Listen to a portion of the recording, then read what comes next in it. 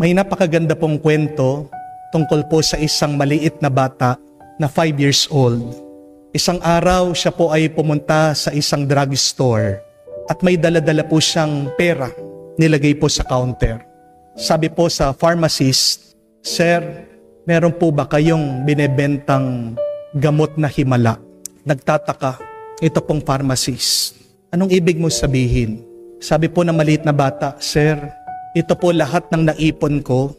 Nag-iipon po ako para makabili ako ng bisikleta. Pero ngayon po, may sakit yung aking ina.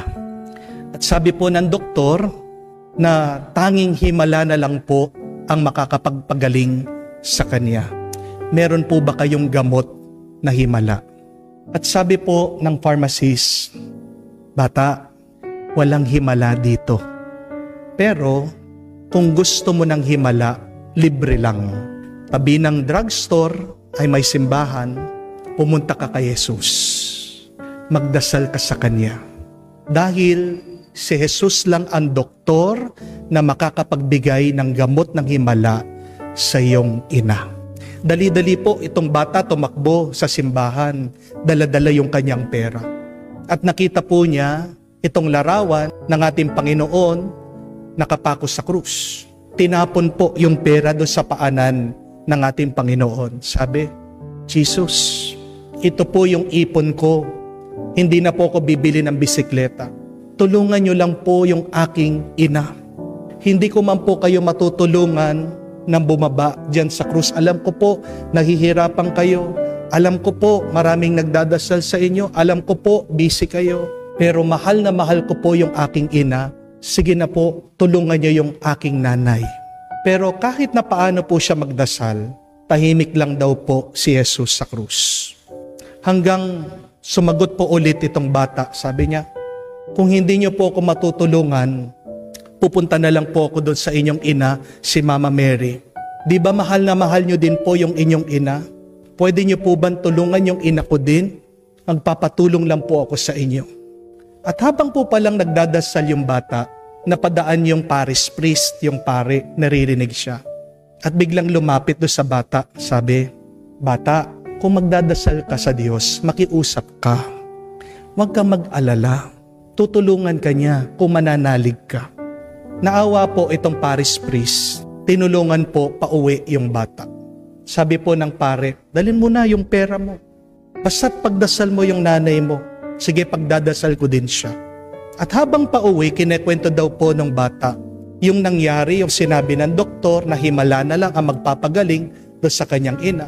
Kinwento po ng bata na pumunta siya doon sa pharmacist, sinabi ng pharmacist na wala siyang gamot na himala, tanging si Jesus lang. At nung pag-uwi po nila doon sa kanyang bahay, nabigla po sila dahil wala yung nanay niya doon sa kama. Tumiiyak po yung bata dahil akala niya namatay na yung nanay niya at kinuha na ng punerarya. Hanggang nabigla po sila, itong bata at ang pare. Nung lumabas sila sa bahay, nakita nila yung nanay nakaupo dun sa hardin. Kakwento ng mga ibang kapitbahay. Malakas na at magaling. Ano po sabi nitong may sakit? Sabi, "Anak, meron kang kaibigan na doktor na dumating. Pinuntahan mo daw siya. Napakabait niya. Sabi niya, huwag ka daw mag-alala. At binigyan ako ng gamot. Pagkainom ko ng gamot, lumakas ako. Kaya tinulungan niya ako dahil sabi nitong doktor, mahal na mahal din daw niya yung kanyang ina." At ito pong bata at yung pare, umiiyak. Nagmilagro ang Panginoon. At ano pong sabi ng pare? "Tignan mo na, nauna pa ang Panginoon sa atin sa bahay." Narinig ka niya. At hindi po ba, mga kapatid, naririnig din na Diyos ang ating mga dasal.